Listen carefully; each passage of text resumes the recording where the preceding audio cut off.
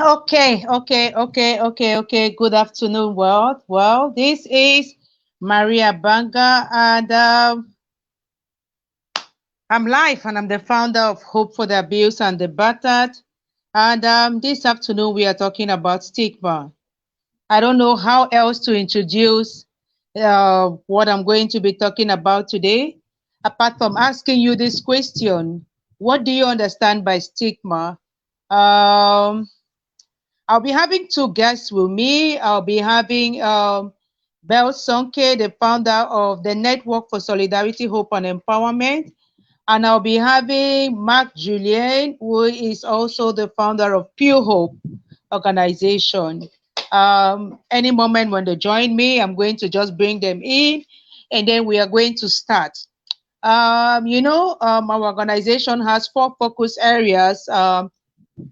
The first one is be the hope for victims of victims and survivors of domestic violence and gender-based violence. The second one be the hope for talk about mental health and mental illness, and the third one is uh, emotional health, emotional wellness, and all of those things. And in each of these areas, there's stigma involved because people go through all these things a lot of times because they don't either they don't know what's happening to them and they don't know who to go to for help, or they know but they are so ashamed of what's happening and they can't talk, or thirdly, they know, they seek for help and people stigmatize them, people shame them.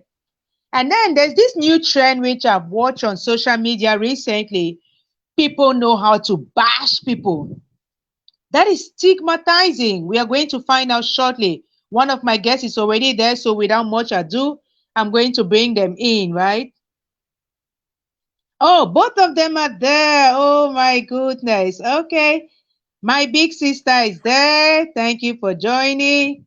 And Mark is there. Thank you for joining. Are you both there?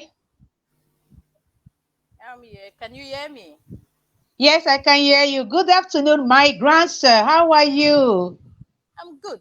And how are you? How is, how is Mali today? Oh, Mali is there. The sun is You see shining. me? Oh la la. Well, me, I can tell you, I have been on this chair for the past 3 hours. I love this chair in my room. I've not even gone out of my. Have I even gone to the kitchen since morning? I am somebody. Can you believe, Grants? I've not even gone to the kitchen since morning. Well, Oh my you need goodness. to. Yeah, well, That's but sometimes your quality time. Your quality yeah, time.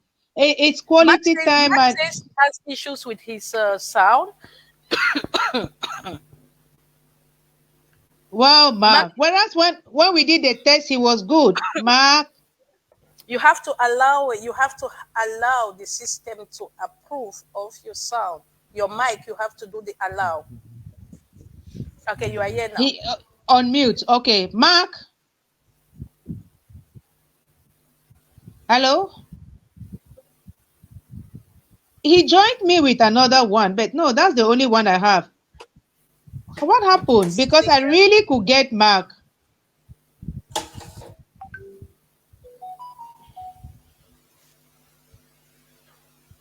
Mark, you are going to participate in the comment section.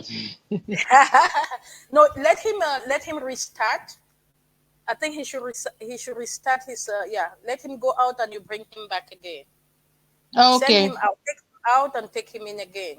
Yeah, I think that's the problem. He has a problem with his network. Okay, so when he comes back, I'm going to when he shows up again, I'm going to let him in. Okay, well, grandson, let's start. Thank you so much for joining me. You are my number one supporter. Like, I don't even need to ask you before I add you to some things. Oh my goodness. So if everybody can have one big sister like you, I always say this and I don't take that for granted. So we are talking about stigma, and I'm going to do 3-part series because I think in our community we really need to talk about these kind of things. And sometimes we think stigma is only, some big thing, but we are going to realize that it happens in all areas of our lives. But I just want to be sure. Mark, are you there? Mark? He's still having, come on, Mark. I mean, we talked just like 2 minutes, 5 minutes ago. Okay, I will leave your face there. Stay there.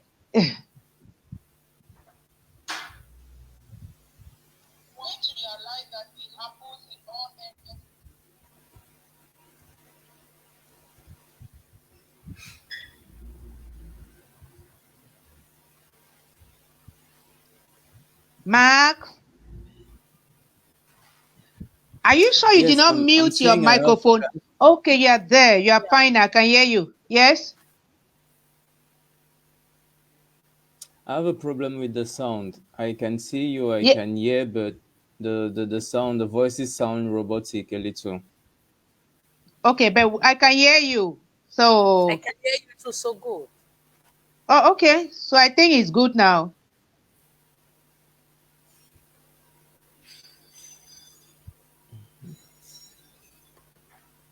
So anybody joining us, just comment, you share anything. What do you understand by stigma?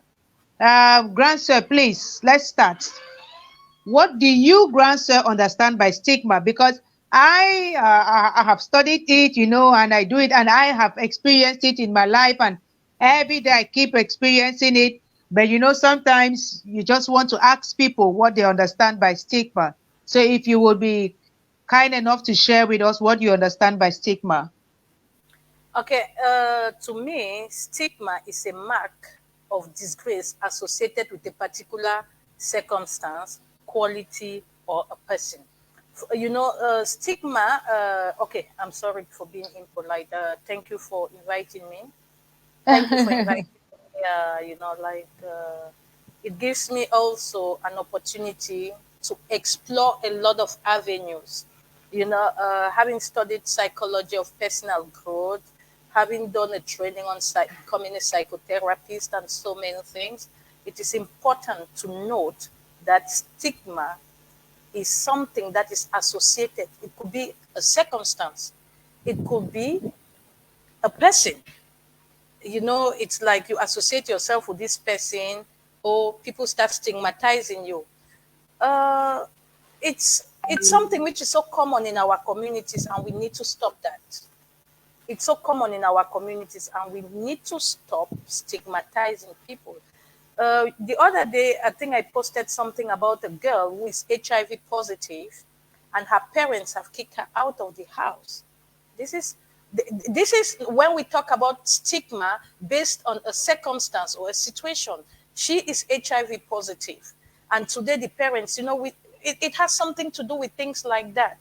We see the case of, when we'll go in depth, and then so as I said, stigma has to do with a particular circumstance, quality, or a person. So let me keep it at that, and then we'll continue. So that is it. Yeah, grandson, you said it's a mark, and it's a mark or sign of Of disgrace. grace. Yeah. Like everywhere. I don't know. I'm seeing it, and I'm just like, what is this young man going through now? Because his picture is blasted all over the place. It's like he has disgraced himself. He has disgraced Cameroonians. He has disgraced. I'm like, for missing a penalty. Come on, for crying out loud. People do that kind of thing. That is such he's so stigmatized to the point where anything can happen.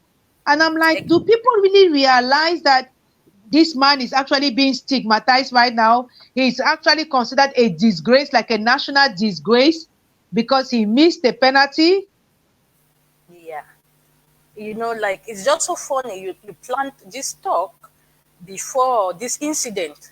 So we will Yeah, I use, did. we discussed about it this morning, and I think we can use it as an example for stigma. Sure, sure, We sure. can use it.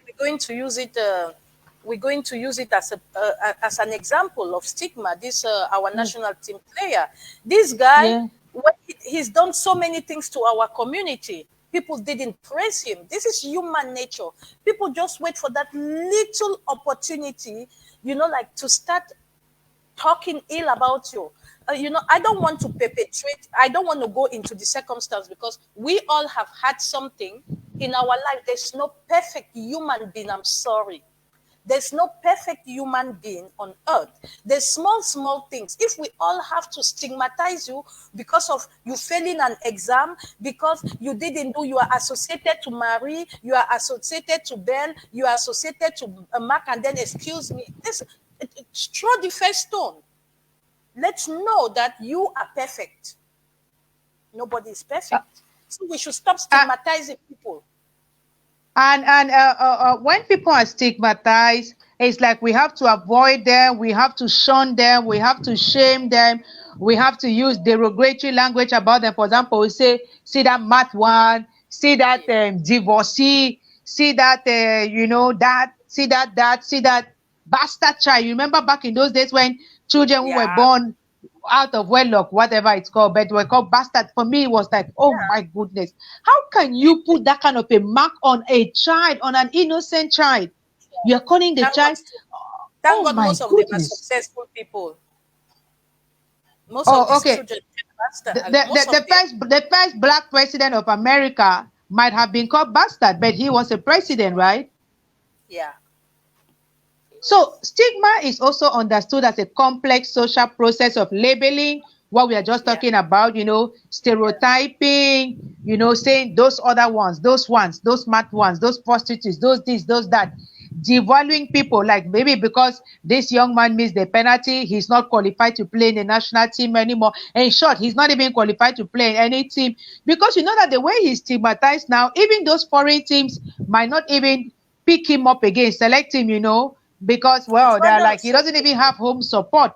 No, but I mean, it's rather and rather unfortunate. It's rather unfortunate that I think in some societies, when you are stigmatized, it's in the African society that stigma plays a big role.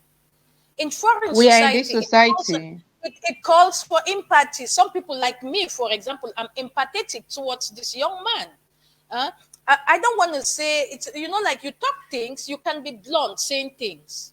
You can be blunt when you say things, but it shouldn't be. You can't use it because they're using his sex tape to stigmatize. It's not even because they're not only ending at the level of a penalty. Even Pele, the greatest footballer of all times, Maradona, all of them, Ronaldinho, Cristiano Ronaldo, all these people have missed penalties. So why do you stigmatize this young man for that? Today people talk about his sex tape, that's what he can do. And then so what? Who doesn't have sex? Which adult don't have sex? Do you have to stigmatize them because they have sex? This is crazy. This is crazy. And this is something that maybe people don't know about, but when you stigmatize somebody, like when you start to put that mark of disgrace and you start to shun them and you start to treat them in whatever way, we are going to see different ways through which people are being stigmatized, but it can affect them to the point where they themselves start to stigmatize their own selves. They start to Stigmatize themselves. yes, self-stigmatization. They start to isolate themselves. They start to Yeah. maybe resort to unhealthy coping mechanisms, like start drinking, right? Drugs. Drugs, yeah. Drugs. Actually start Yeah. having so much sex now, becoming promiscuous. Promiscuous. Yeah, start taking those drugs. And you know that those things have side effects. You know that because I mean we both work with people, and oh my goodness, it can make you to really start doing things which uh, can cause you more trouble. For example, if you Exactly. isolate yourself, then you spend more time in bed, you sleep Yeah. more. And, Yeah. and when you sleep more like that, you don't think very well. You don't even want to go out there. So you don't do the things that you used to do. Supposed to So do. what do you do now? You are now in your corner. Maybe you drink more. You Yeah. smoke more. you That's you true. know you eat more, and all of those things, and then they will still stigmatize you because of what you are becoming. Yeah. Exactly. Exactly. Talking about it, like we're talking about, while we're talking about stigma, we have to also identify the multiple dimensions. You talked about it. You have self stigma, public stigma, professional stigma and institutional stigma. You see, so you've talked already about the self stigma. You know, Mhm. so these are some of the things that we really need to talk about. You know, Talk about the other ones then, please, Grandson. public stigma. This guy is going through public stigma. The Uh-huh. public is stigmatizing him. The public is stigmatizing him because he missed a penalty. You know, And then so digging up things from his past to things from add his past, to yeah, the to to add the to to the it. trauma Yeah, already, to the pain. yes, yes. That is it. They're labeling him now. They're labeling him now not as a footballer. They're giving some other thing which was just like, I want to say 0.1% of his life. That is what people are taking to stigmatize him. So this guy now is facing public stigma, which is wrong. Which is wrong. This guy, he donated stuff worth millions to the state. Nobody praised him for that. People don't see it. Just for once that he missed a small penalty. Excuse me, this is too much for this young man. This is too much for this young man. I think it's too much for this young man. Was And he the because only that just player? Was he the only uh player? Was he the only player? People should learn to appreciate so much. They had I think 11 players. people don't think people let their emotions get over them. I want to bring it now to other areas of stigma, because it's not just, well, this guy, he might just have been, something has just happened. But imagine somebody who has been a victim of something, let's say sexual abuse or domestic violence, or who is mentally ill. And now you are being stigmatized because of your condition, Yeah. both social and structural. Because when you go, for example, to the hospital, they stigmatize you, like, why you come on, go that way, or you don't They even start want to calling talk you. about it They because, start calling you with your name, HIV, gonorrhea, yeah. things like that. You go to hospitals. You go to the police station. Tu faisais quoi chez lui? What were you doing at his house? Don't you? Somebody even comes to your house and abuse you sexually, and you are stigmatized for that. You are stigmatized for that. It's crazy. It's crazy. That's institutionalized stigma, because it happens in public places where you need to go and ask for help. Like at the police station and at the hospital, Yes, right? yes, yes, yes. And that would actually make people not even want to go there again. Sure. And how can we now face these ills in the society if we cannot even talk about them? I always usually say talking about a problem is the beginning of a solution. Do not be afraid. In a few days, they will forget about him. They'll forget about this young man. I tell you, they will forget about him. That it's like for me, it's a trend.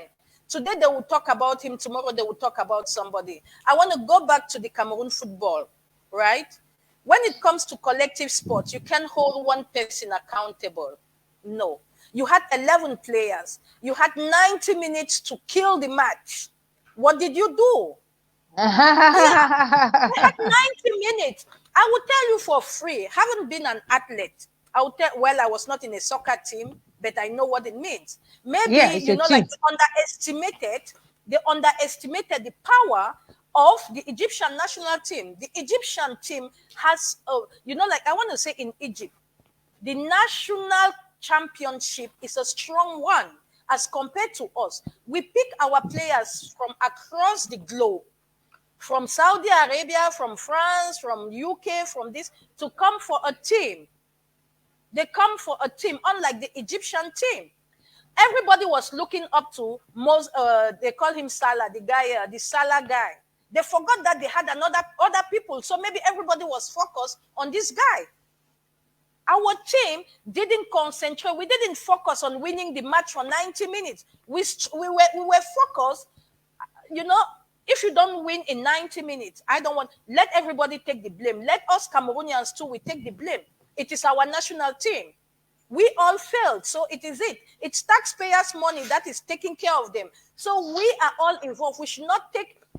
I see the young man apologizing to 26 or 27 million people. that he made a whatsoever and whatsoever, for me, it's wrong. Somebody must win. When you get out of the polls, when you get out of you have the first round, which is 4 teams, whatsoever. You have to kill the match after 90 minutes, because after the 5 penalties, you don't have control over. Why are they blaming him? Why are I'm they even blaming thinking that I'm even thinking that there's no need to blame, actually, because it's a game. As you said, somebody has to win, somebody has to lose. Ah, So what is it? Like, why should you blame somebody for something that, even if you had control over, you were playing, but somebody has to win, and you never can tell. I want to still come back to your health. I want to still come back to anything that can happen to you in life, like you could have been raped or something like that. As much as people will even say, what were you doing there? But did they have to rape you, for example? that is it. Did you go there to drink thinking that they were going to put something in that drink that was going to make you Yeah, go wild? And all of those things. Like, can we instead show more sympathy towards people, instead of, using whatever is happening to them to shame them, yeah, to make them feel like they are losers? Because some yeah, people sometimes go to some extent we cannot understand, and we start saying, why didn't they speak out? Why didn't they speak up? Look at, for example, this Miss USA 2019 who died by suicide not too long ago. a People few said years all kinds back. of things, but maybe she didn't speak up because who is going to do what to her? Who is going to believe her? Who is going to not That is it. shame her with what she's That is going it. to share? That is it. That is it. That is a problem. That is the problem. Uh, you Uh, know, uh, yeah. it's I was just, I think sometimes I would take, for example, cases of domestic violence. I was explaining to you today. Most often at times, that is something that came to my mind. I don't know. Maybe people can correct me if I am wrong. Most often at times, our sisters or brothers, because I don't want to say, for example, because domestic violence is not only directed to women, it is directed to Mm. men, for example, too. So I was talking about women, some people who stay in abusive relationship. Most often, you will see that these people got married. Their marriage was not fully approved by their families. Correct me if I am wrong. It's something I'm looking at. You have some cases where a woman or a man gets married to a man and the family does not really give them their blessings. They just accept malgré moi, you know, just accepting that, okay, the person has come. So in such a case where your parents, for example, your parents told you, okay, that man is not good enough for you, that woman is not good enough for you. Who do you cry to when you are abused? Who do you cry to? That is why most often at times you will see women die in domestic abuse without their families knowing that they were abused, because they don't have the courage to tell their relatives that I'm being abused, because they are afraid of the stigma that it comes with. We told you that that man was not good for you. So they are bound to try to make it work. They are bound to try to make people think that they are in a perfect relationship. So even the blue eyes, you will not see them for 2 weeks and they will tell you that blue eye. They will not even tell you about the blue eye. They will tell you how perfect. They shower themselves with gifts, telling you that they create a whole scenario. There's a whole skit that they create around their lives for you to think that they live in a perfect relationship. Meanwhile, they But are in an abusive relationship. Grandson, I Stigma. put my hand up. That is, they are stigmatizing themselves. And I will use my Agree. personal example because I don't mind using all of my experiences in life to talk about things. That's also my purpose in life. And that's also one way of combating stigma, talking about things, so that it's not be like I'm just talking about them. No, I'm talking about me. Yeah. My parents didn't agree to my marriage. I'll be very honest. I've written that in my books. So Mhm. I did not want them to know what was going on in that marriage. until I started to see real Amber, you know. Yeah. And then I also put up this image, like I wanted, you know, I was just wanted as a lawyer. I was a people lawyer. I was working in MTN. So I had a lot of things at stake. So I did not want to, and you know, you cannot just get in and then it starts to crumble. You're like, what's going on? I cannot say that I was a prayerful person and I was no. It's just that frankly speaking, for me, it was all about the image. I met somebody and in 1 month, 2 weeks even, I was already pregnant. So I forced that marriage actually. And so for me, it was like it was on my head that this thing must work. And so when it started immediately not working, I wanted to hold that image, to keep it, to, you know, smile, go everywhere, do all those things. So when we are talking, it's not like we are talking about somebody. That was my story. But when we are going to look at how you can combat stigma, one of the ways is get up, speak up, get out if you need to get out. But before then, not everybody can even recognize what's going on. You remember we had that conversation, right? Yeah. Not We had that. everybody can recognize what's going on. It takes a lot Yeah. of courage even to look at yourself in the mirror. And you also have to have people who are willing to support you and maybe to tell you, talk to you in a kind of way without making like that discriminating, or that like, oh, divorced women, or no, I don't have any problem in my marriage, so I cannot be talking to people who have problems in their marriage, or people who gossip. You know, you will not talk to me and say, Petition, this is what I'm hearing. What's going on? You go and gossip with other people. That makes me feel more ostracized, and that is still another form of stigma. Stigma here. You know, as I usually tell the clients, okay, the clients I work with, I usually tell them, you have the yam, you have the knife. You have the yam, you have the knife. I can only tell you that A, B, C, or D. I can only advise you. I cannot force you to take a decision because it is your life. You have to shape your life. It is your life. I can only make you see that you can change it. That's why we always talk about drawing healthy boundaries in every relationship. We talk of drawing healthy boundaries in every relationship, be it with your parents, be it with your siblings, be it with your partner or with your friends.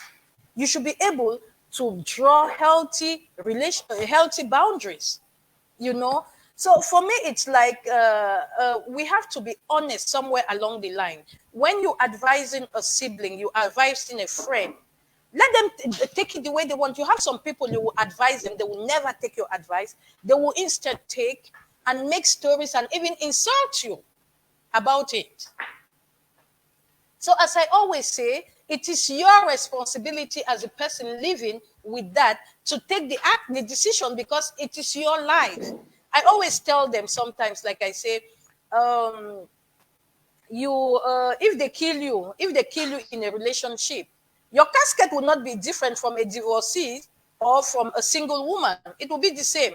And we will all type rest in peace, right? Or rest in power, whatever it is. So it is your responsibility as a person to know, to people, maybe you don't see it because, you know, like most often at times, people always look at physical abuse as the only form of domestic abuse. But that's not the worst part of it. That's not the worst part of it. The emotional part, the verbal abuse, that self-esteem.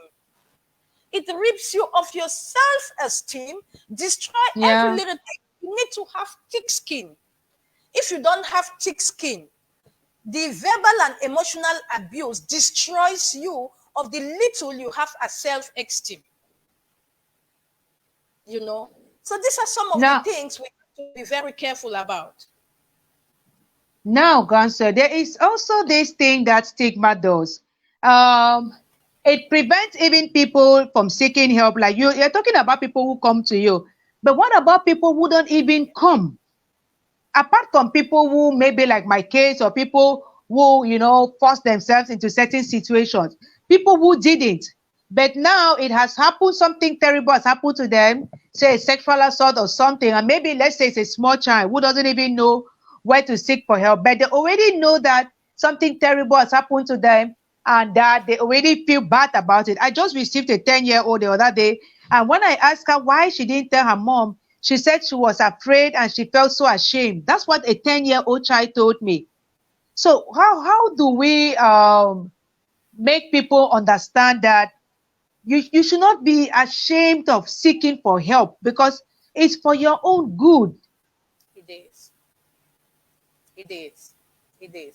I think normalizing the conversation is a solution. Uh-huh. We are having this conversation because stigma is a topic, it's a subject that people don't even know. People don't even know what stigma is all about. People think it's just normal thing. People don't even understand that stigma is wrong. People don't understand that stigma. Do people even know when you say that is stigma? Do people even know that it is stigma? There are topics, there are subjects that I will not even want to discuss. I was telling you about the issue where people are talking about Northwest and Southwesterner. I don't get into that. You are Southwesterner, I am Northwesterner. I collaborate with you. I don't care. My problem is the person. It has nothing to do with where you come from that I have to collaborate with you. I was born and raised in Yaoundé. Most people growing up thought I was an Ewondo child. And I was stigmatized for being an Ewondo. But excuse me, in the Ewondo community, I'm stigmatized because I am an Anglophone. But who cares? Who and cares? that's one part of stigma, which is the negative Yes. and unfavorable attitude. Because Yes. once we start having this kind of differentiating Yeah. attitudes, derogatory, we start saying Anglophone, Bamenda, Boya, this. That young man, for example, I didn't even know his village. It is when we spoke that I realized, oh, the name should be from Southwest. But I don't even know those things.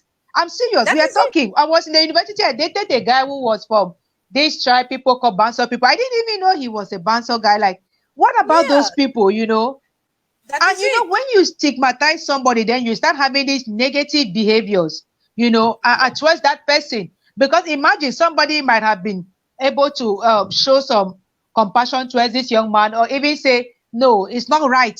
But because other people are having this general attitude of like, oh, he messed up and he's from the Southwest, you two just Yeah. join, or you Yeah. don't say nothing, or, it is so sickening. And we are even using these small examples, granted, but I want to come to mental illness because I myself live with post-traumatic stress disorder, and I belong to a group of many people from all over the world who live with one mental illness or the other. And one of the biggest thing that has affected so many people in that group and that continues to affect us is stigma. I have organized regional seminars on webinars on stigma, contributed to books, stigma, stigma, stigma. And when you feel that stigma as somebody who has this mind boggles and everything, if you even need to be on medication, for example, you would be afraid to go to the pharmacy or to the doctor because I have worked in a hospital, psychiatric worker like Anthony. The way they treat people at the psychiatric ward, you will wonder, Yeah. are these not human beings? But that is still stigma. It is. Excuse me, I'm moving a bit. I don't know. And it also makes people to not talk about their experiences. It takes a lot of courage. For example, everybody knows Ekema. I knew him for quite a while before he agreed to talk openly, on YouTube and stuff about it. But he told me later on that it helped him a lot when he did that. But he had never done that because in the hospital he was treated as a fool. I'm using that word now because the word is really a heavy word. Let people know that word. He was treated as a fool. Socially, he was treated as, and all of that. But this is me. I am able to do a lot of things. But there are moments when I have my moments. But if I let people kind of stigmatize me, and if I also stigmatize myself and isolated myself, I wouldn't be able to do all the things I am doing. Yeah. Yeah. That's true. That's correct. That's Have you correct. ever had an experience of somebody who had or who has a mental illness, and yet you personally know this person as somebody who is really capable of doing things in life? And how do you treat them, or how have you treated them? Like as I always say, I take people the way they are. You know, I take you for who you come. I'm not that person who will say, I will give my opinion about you. Like there's also this issue of association. You associate because from what people told you. I've never met Ekema, but I've spoken with Ekema a couple of times. There's some people who will not want to talk to Ekema because they've already given him, they've already classified him. They've already classified him. So for me, it's like it's something you should not do. We need to normalize this conversation surrounding mental health. We are all mental patients, whether we like it or not. One small thing is going to trigger it, and at the end of the day, you find yourself in the hospital. Yeah. We all have mental issues, whether we like it or not. Yeah, everybody has something to do with stress in their life. That's true. Everybody Right. has been through some trauma or the other. That is it. Everybody has or knows somebody, That but is it. it's so unfortunate. It's so If you unfortunate know how, somebody who oh has my mental goodness. problems or who's going through depression, your concern about this person already is part of the mental process. You too, you have, because you get worried. We all get worried. Imagine at the end of the month, you open your account. For example, you open your bank account. Meanwhile, you were expecting salary and you don't have the salary. Meanwhile, before the end of the month, you had made plans on, okay, I know that every second of the month, I receive my 100K salary. And you've already planned on, maybe you took a loan, where a 10,000 loan and things like that. You start running away from the person who loaned you the money. What is that? It's a mental issue because you're going through mental torture. You are Yeah, shaming yourself. Oh, look at me. I cannot pay back the loan for small 10,000. I cannot pay. You self-stigmatizing yourself. So I'm saying yeah. it, whether we like it or not, we are all we are all subject to mental issues. You, Mental you're distress. distressed.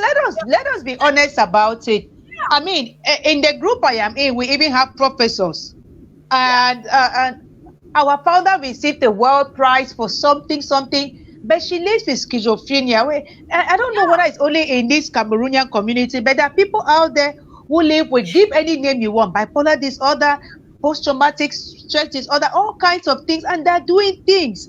But here in That is my country, I'm like, people come to me and they are going through, they are being depressed and all of those things, and they say their family doesn't know. Why does your family not know? They're because going to stigmatize me. They're going to you're shame me. self-stigmatizing They're going to. yourself. Yeah, you're self-stigmatizing yourself. We should, like, I think we need to do, like, what I will always suggest is working on yourself, and then, working on yourself, accepting your situation, and knowing that only you can change it. The people don't care about the eyes people look at you with. It's like a case of a divorced woman. What will society say? What will society say? Today it's you. Tomorrow it's going to be another person. You're not the first. You're not the only one. It's not the end of the world. Are you happy as a divorcee? That's the question I'm you're good. asking yourself. That It's divorcee label doesn't mean anything to me. Me as an individual, I'm good. That is it. It's very important. I think we should learn to work, like work on ourselves. That is why we talk about, the other day we were talking on the Thriving Women platform, and one of our members was talking about people not using psychotherapies and things like that. Yeah, because already we're talking about how expensive it is. You remember the cost. We know how much it is. Even in the West, psychotherapists are resigning from the job because psychotherapists are resigning from their jobs because it is emotionally draining. You trauma Oh, bond with your client.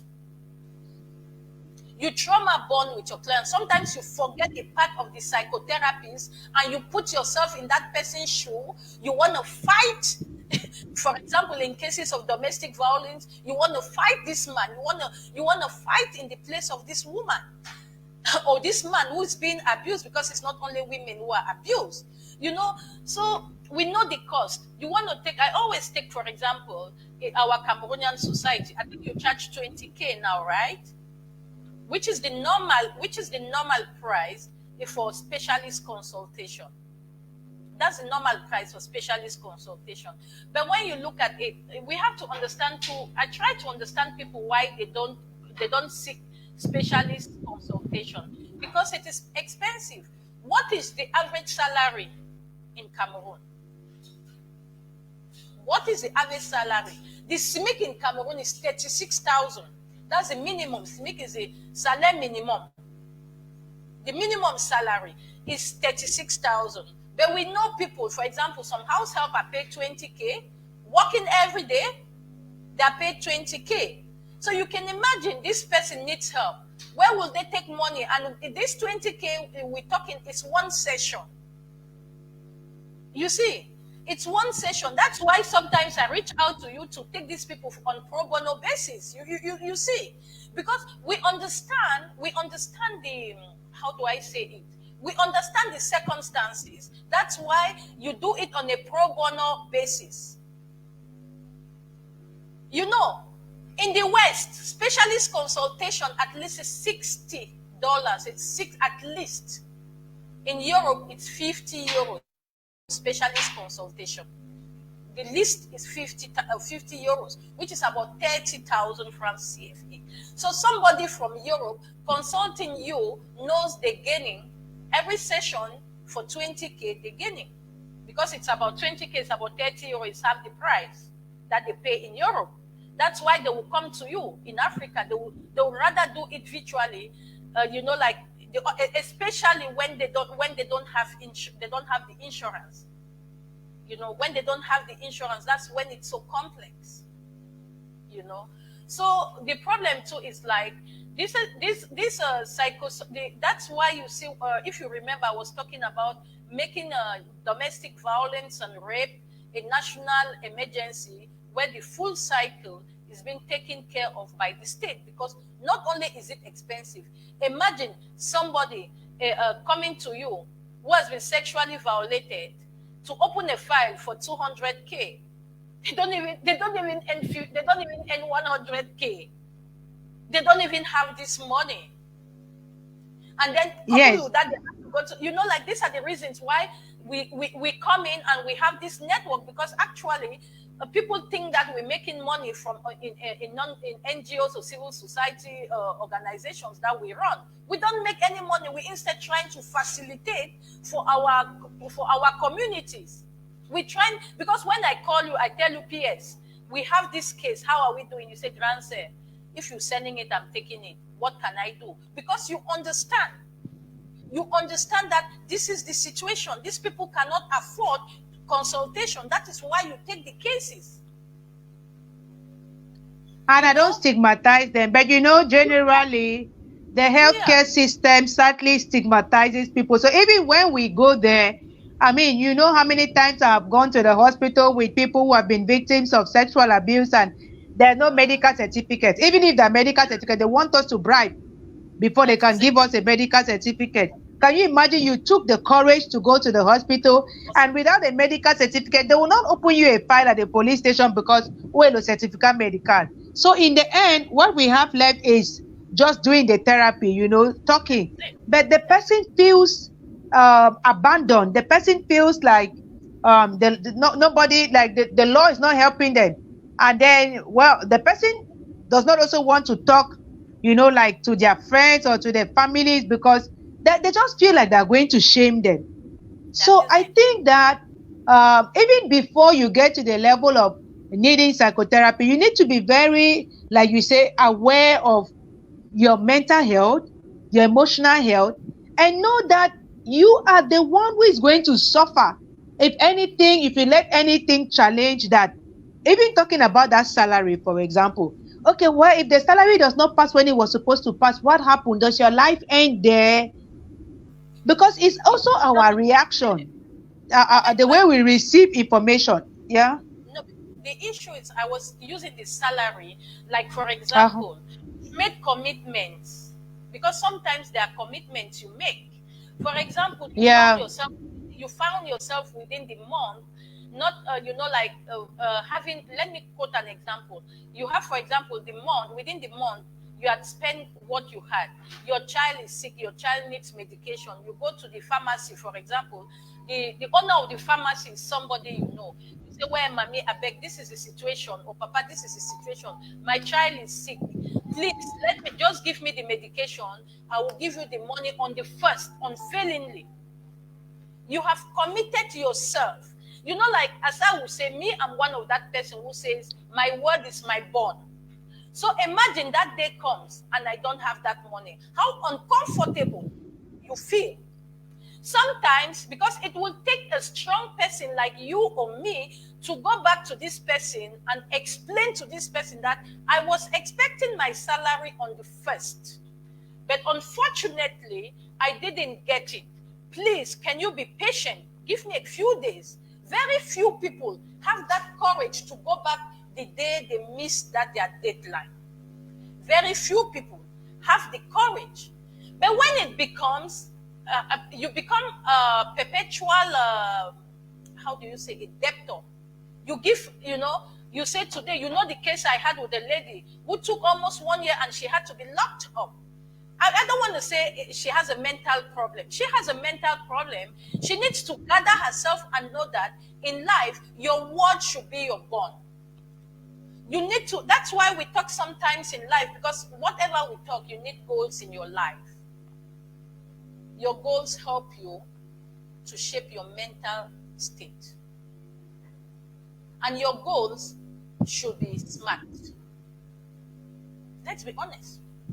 Your goals in life should be smart. For example, you need to go on vacation in Freebie. What are the resources you need? Yeah, that's true. Living according to our means, it also helps us not to get into mental distress and muggles and all of that. Yeah. You will not sing to the whole world, I'm going to Kribi, I'm going to Kribi, I'm going to Kribi.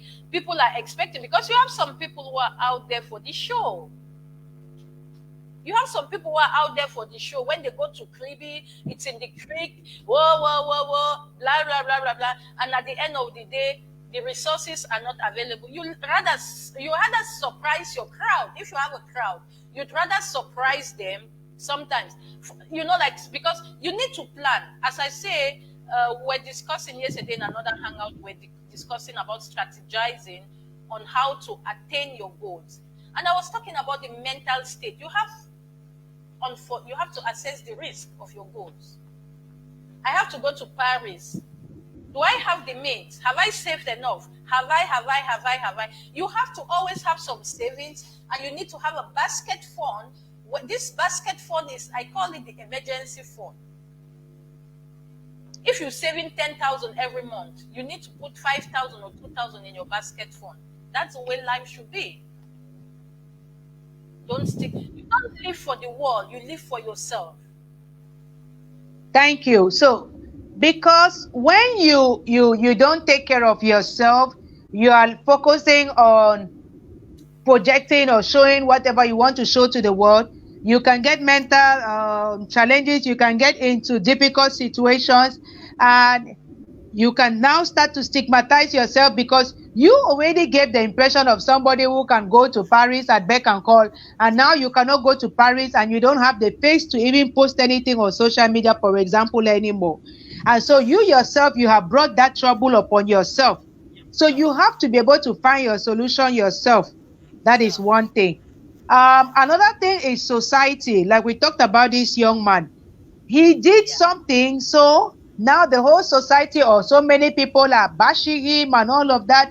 That's a whole source of stigma. It is not good because it can affect this young man. And we don't know how many other people are linked to this young man and how this young man's own behavior and reaction to what the society is doing to him can affect all of these other people behind him.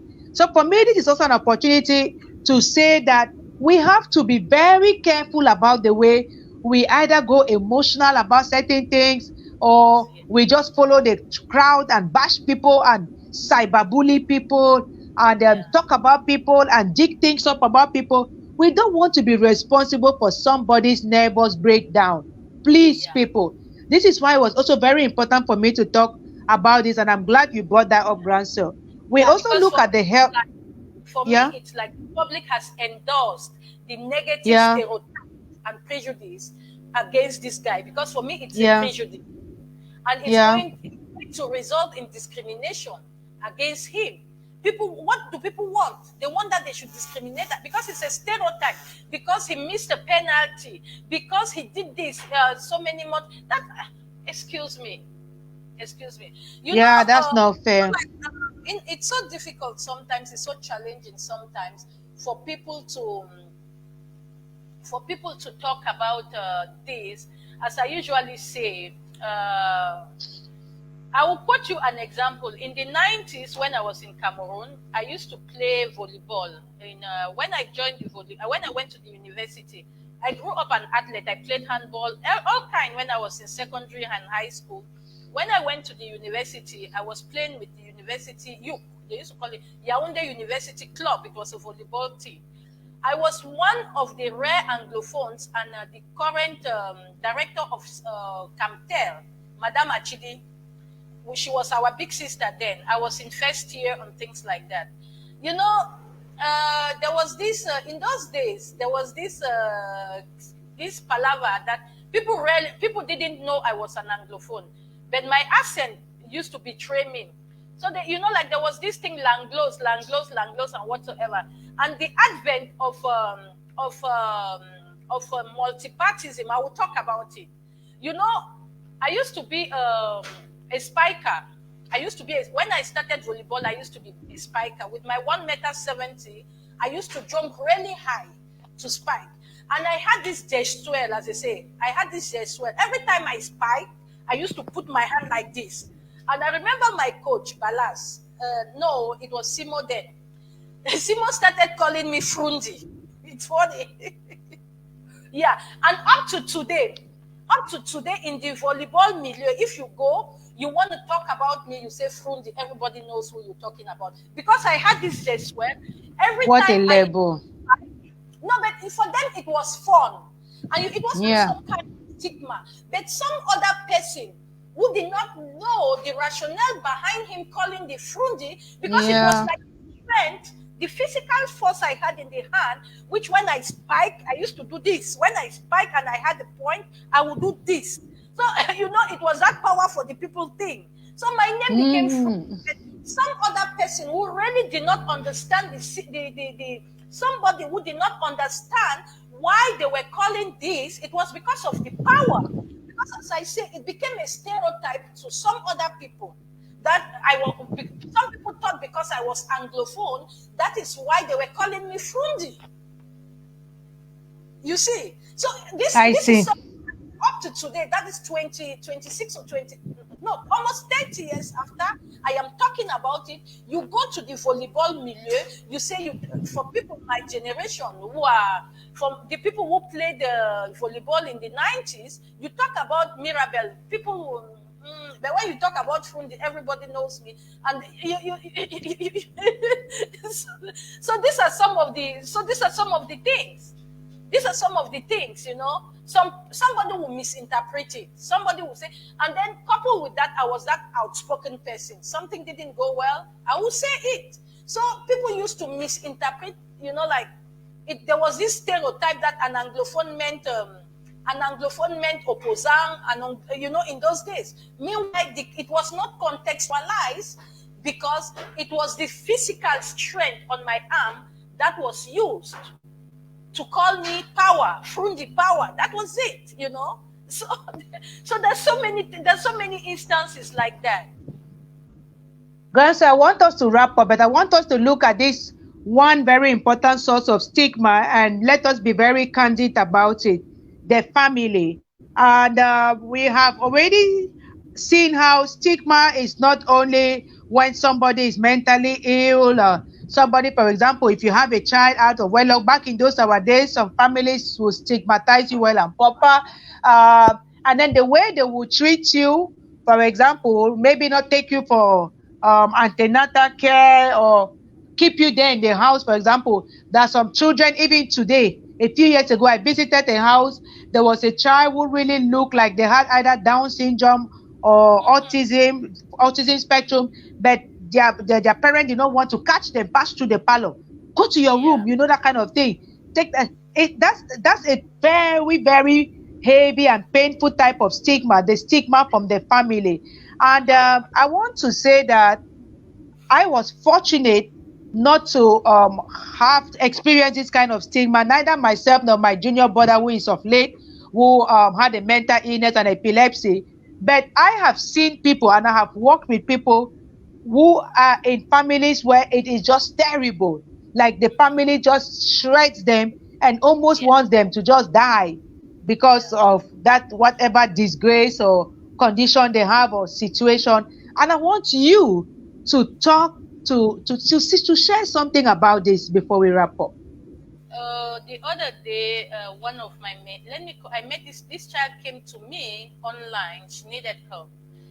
She's been sleeping at 16. She slept with over 30 men at the age of 16.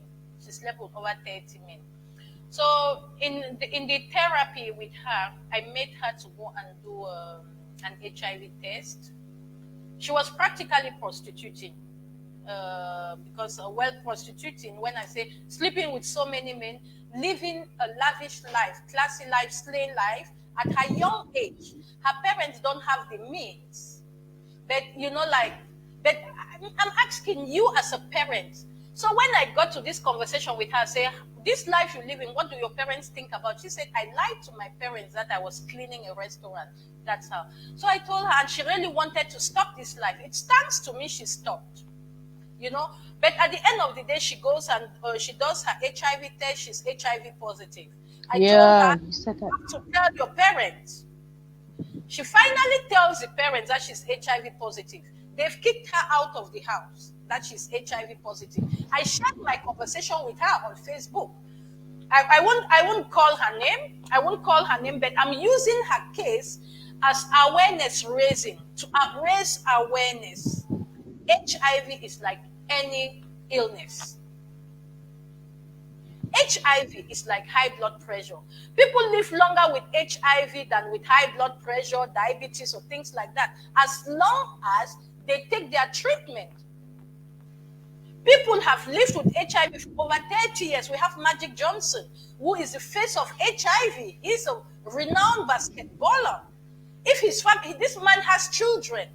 I know friends who are HIV positive. They have children, their partners accepted them with their HIV status, and they are negative because they are taking the antiretroviral medication. They're living with it. Their CD4 count is undetectable.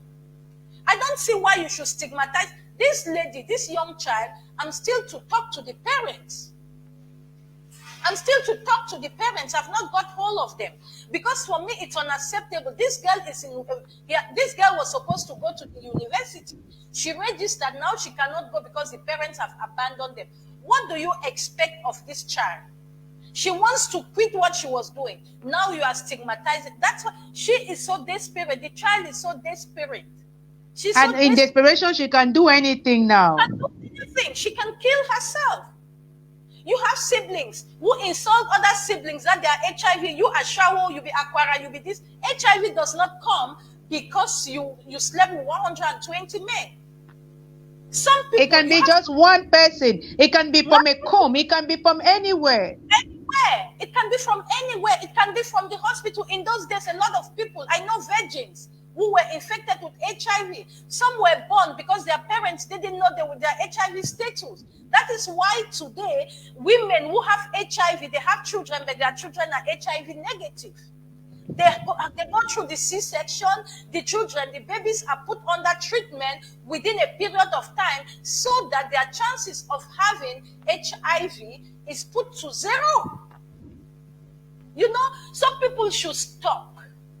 People should stop. Stop stigmatizing victims of sexual abuse. You have to stop stigmatizing victims of sexual abuse, victims of any kind of, the other day I was saying this is a nature. I don't know whether it's because it's not even stigma. Sometimes I think it's part of envy.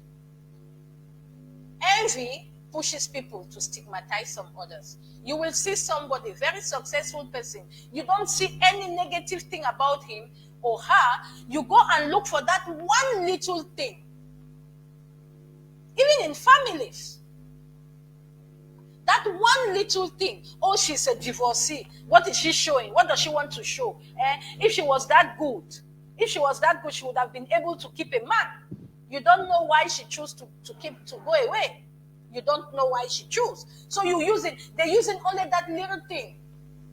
Because you are successful, they stigmatize every person. Stigma comes in every level. You are successful, you are not free from stigma. You are broke, you are not free from stigma. Yes. Somebody will look at you in the family. Oh, all man, they bow down for your head because he get money. This one, they do this. This is something that goes across it. Whether you are broke, you are stigmatized for your brokenness. You are rich, you are successful, you are poor, you are middle. People will look out to stigmatize you. We have to learn to stop. We have to learn to appreciate people. We have to be able to have healthy conversation. You know me, I'll tell you, hey, PS, this thing what you do is not correct. You know things say, if you be doing so, whatsoever, right? We discuss it. Sometimes we consult each other to come up with certain things.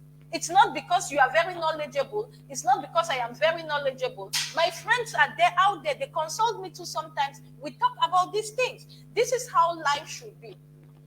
This is how life should be. I have a lot. We met virtually, but today we are very close. And there's so many others I've met virtually. Dr. Richard Jam, I met him the other day. I met him when I was in Cameroon, but with virtual. He calls me mother today. He calls me mother. A lot of them, all the volunteers on our Network for Solidarity platforms, I've met all of them. I finally met all of them, except for those in Chang that I didn't meet. But out of the almost 60, I want to say I've met about 50 of the volunteers. We have a cordial relationship, and it is very important. It is very important. Some come to me inbox and want me to help them address certain issues that are personal to them. And I do it. So, Grandsir, in summary, we should relate with the person and not their situation or whatever condition or stuff. Like you said, this young man has done so many other things. We cannot now want to zoom in on this, whether it's a penalty he missed or whether it's a sex tape, and then just disqualify him and shun him and stigmatize him. Families, don't disown your own. I'm just so appalled hearing that a family kicks somebody out because they have HIV, even if they were promiscuous. It has already happened. How would you turn your back on your own? It's like me, for example. I'm mentally ill. Yes, maybe I also did some crazy things in my youth, but so what now? It's very important. And society, I think society is a product also of each of us as an individual. So sometimes when we say society, let's also just think about how each of us are showing up in that whole collective. And sometimes, guys, so we carry our own, and then we